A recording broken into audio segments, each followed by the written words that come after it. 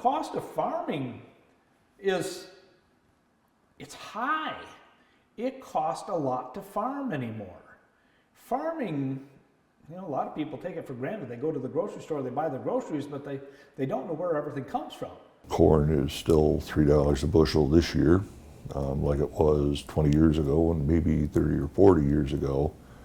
And while I love the land, I need to pay the bills and pay the banker and buy the equipment that it takes to farm the majority of my ground. And leasing some of this to a guaranteed income for the next 20 years makes a lot of financial sense to allow me to continue my operation as I have in the past. The input costs for farming are high because you have to have fertilizer and you have to have diesel fuel. A lot of these things have escalated so much over the last few years.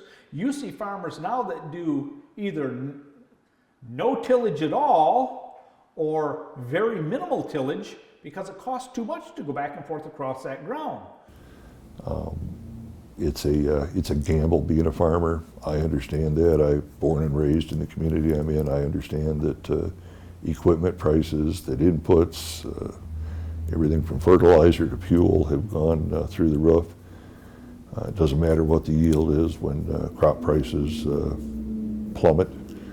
You still got to make the check at the end of the year. So this has provided a way to most of the farmers that are involved, at least in the Pine River Solar Project, are using this as income to apply to their balance sheet at the end of the year to say I've diversified somewhat and I have some income coming in from things that aren't